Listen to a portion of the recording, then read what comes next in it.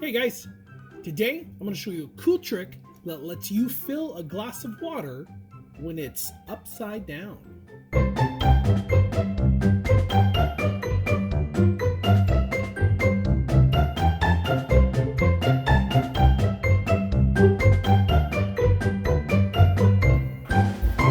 Hi everyone.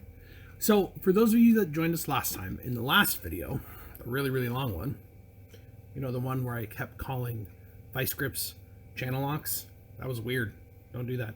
Anyways, for those of you that joined us last time, we talked about how to make a really simple hovercraft out of a CD, a balloon, a straw, and a lid from a soda bottle. Today I kind of want to keep going on the same theme, talking about air pressure and the weight of air. As we know, we've been over this a lot of times, air isn't nothing. Air has weight, air has mass, air has volume. It takes up space. If you have an empty bottle and you put the lid on it, in fact, if I have an empty bottle and a lid, I put the lid on it, nice and tight. When I try and squeeze this, it'll squeeze a little bit, but I can't completely flatten it. So I mean, I can't push any more than that. It's nice and stuck. Ooh, and the reason is that air takes up that volume. It can compress a little bit, kind of like a foam ball, like the little green foam ball or reading ball that we used to pass around. Or for those of you that might have seen it, the little squishy minion on my desk. If we have one of those, it'll squish and it'll compress a little bit, kind of like air will, but you can't just squish it into nothing. But now, if I put your bottle back out, if I took that lid off, and then I squeezed it, well, then it flattens right away. Well, why is that? Simple. The air can exit out of this hole. There's some place for that air to go. Whereas if I put the lid back on and try and squeeze again, it'll compress a little bit, but I can't just completely flatten it because the air takes up space. It's getting in my way. The other interesting thing about air that we know is that it has weight. We call that air pressure.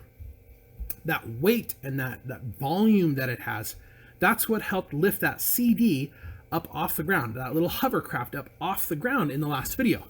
Today, I want to show you a couple really cool tricks that you can do at home with stuff that you should already have at home, as long as you have your parents' permission, that can prove the weight of air. So the first thing we need to talk about is, what are we going to need? Well, today we have a couple simple things. We'll need a clear glass. It doesn't have to be a tall one. You do want it to be actually made out of glass, though. That is important. I'm using a glass pie plate. It doesn't have to be a pie plate. It can just be a regular plate. Again, I'm just using clear glass so that it's easier to see through on the video. You'll need water, regular water. I just added some blue food coloring so it was easier to see. You will need a lighter and a parent or an older sibling to use the lighter for you. This is one of these, do not try this at home, because this is what happens. I tried it at home. Don't be this guy. Be the guy that's nice and safe. That's why I have my lab coat on. I'm also going to be putting on my safety goggles before I do anything else. So you'll need a lighter or some fire starting thing. You can use a small candle. This one's called a tea candle, a tea light. If you don't have a tea light, you can also use just a little bit of aluminum foil. And we're also going to need some paper towels. So the first one that I want to show you is the easiest way to prove that weight, or that air has weight. It's always pushing down. It's not just pushing straight down on top of us. It's actually pushing from every direction. It'll push up, it'll push down, it'll push sideways, it'll squish us front and back, every direction. And we can actually prove this. All I need is my empty glass dish, a little bit of water. I only will fill my glass, I don't know, maybe a 1/4 of an inch full. Kind of splash it in there. You should be able to see it. Oh, you know what I can do? I'm going to take some of my paper towels, boom, There we go. Now you should be able to see it a lot better. I've got more paper towels right up here. Rip those right off because I'm going to need these later. But not for this one. For this one, you're going to need paper towel under here just so you can see. I need my dish. Got a little bit of water in it. I'm going to need my glass. And again, this water is just blue just to make it easier to see. And I'm going to need my tea light, my tiny little candle. The reason I don't want a lot of water in here is because I'm actually going to be putting this candle down in the water. And I don't want the water to come up above the metal area because this actually seals the candle in here. This will actually float on top of water if we put it in there. Now, if you don't have a tea candle or a tea light, that's when this aluminum foil is going to come in really handy. All we need to do is make a really simple kind of a bowl out of it. It doesn't have to be very big. It just needs to be something that can sit in the water and can hold some paper so that it's dry. So I'm just going to take this and fold it a couple times. This is a working theory. You and I are experimenting on this experiment with doing it this way at the same time. I've done it with tea lights before, with little candles, tons of times. I know that works. This one, I don't really know. We'll find out together. So let's say we make just a nice little square like that. And then I just kind of want to curve it up. Just make a little pouch, a little bowl. Maybe fold those ends down so they don't stick up so high. But again, all this is for is it's actually going to hold a little bit of a paper. And it's got to keep it dry because our flame is going to go in here. I do want to try and make the bottom of it flat.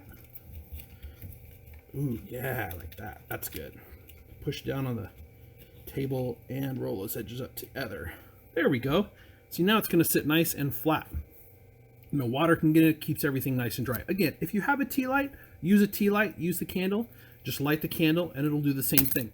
But if you don't have one, this is how we'll do it. I'm going to take just a corner of my... Oh, lost my bottle cap. Take just a corner of my little guy.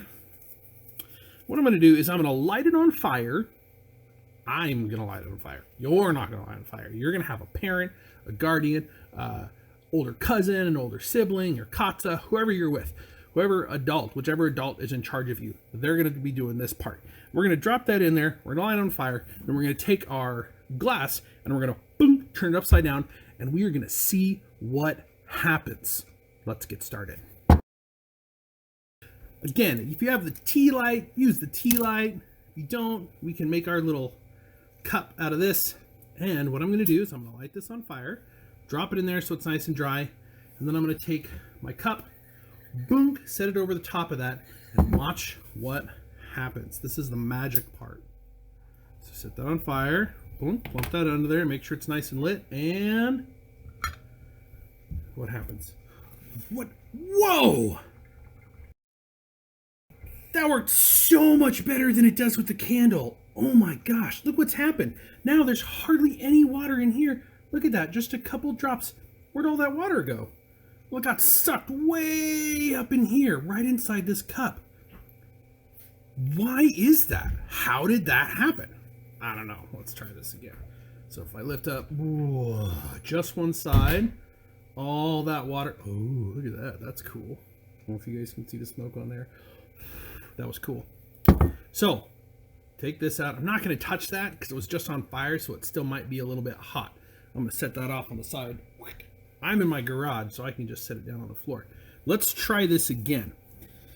Now that you know what's going to happen, see if you can figure out why it happens. And I'm definitely going to use this again instead of the candle. The candle pulls it up just a little bit, not even close to as fast. Now remember, the hint is air has weight, and it doesn't just push straight down, but it pushes in from all angles. So let's do this one more time. We'll see if we can figure out what's going on. Get it lit, let it take. Woo, that was a close one. And cover, and zip, and watch it. Here it goes, here it goes. Oh, there it goes, there it goes. Oh, you can even see the bubbles. That's so cool. Where it's sucking in the water. What is happening?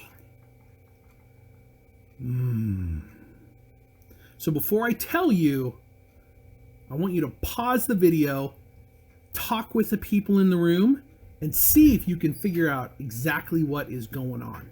I'm going to move the camera around again, and I'll be right back. Okay, we are back.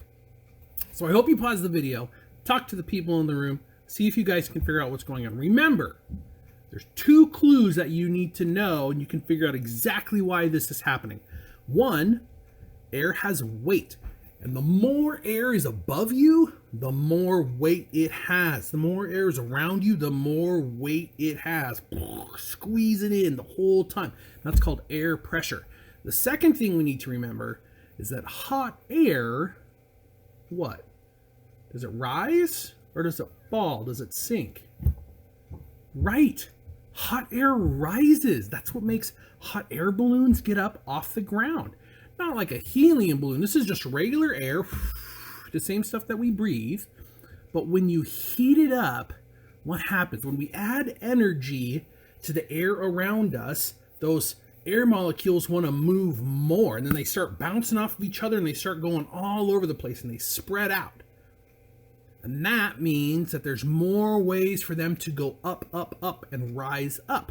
And the colder air is more dense. It doesn't have a lot of heat. It doesn't have a lot of energy. So they're all just kind of huddled together nice and close.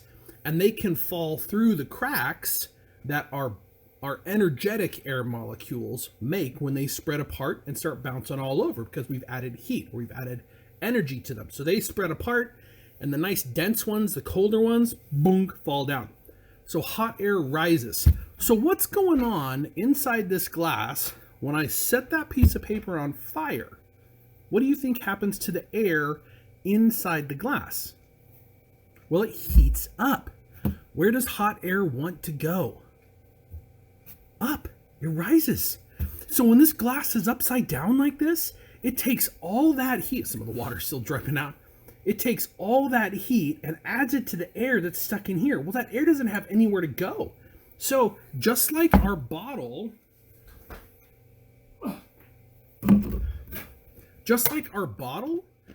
when it's trapped, when the air in here is trapped, we can squeeze it and compress it a little bit, but not all the way. And that's the same thing that's happening in here. All the air that's in here, as soon as it starts to get heated up, goes, whoa, and it forces itself up and forces itself up and forces itself up, and it gets compressed up here in just this top section. So now there's no more air down here. That's why that piece of paper towel eventually went out. It's not because there was paper towel or wasn't any more paper towel to burn. It's because all the oxygen that was in here left being from around that little tiny piece of paper towel and all jammed itself up in the top of the cup. So that left a void, an empty spot where there wasn't any air down here.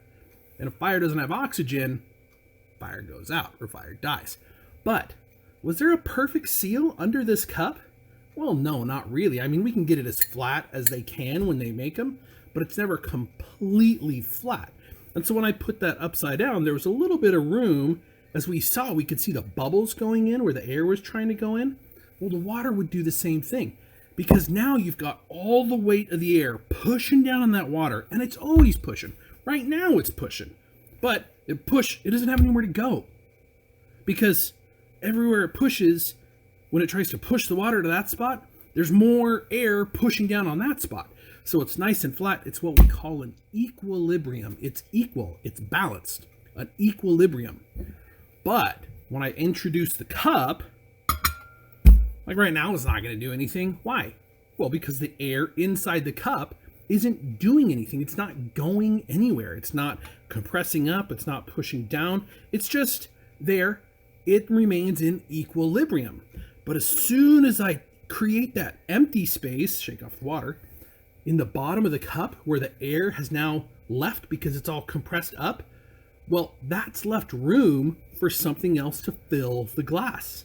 And because the glass isn't perfectly flat, it allows the water to rush up inside the glass, because there's an empty space and it's being pushed down like that with all the air. So just like this candle in my hand, if this is the air pressure and this is my water and I'm pushing on it, usually there's both sides getting hit, so my candle can't really go anywhere, But if I take all this air pressure away, Now, when I push on it from this side with air pressure, guess what? Whoop, it moves really nice and easy.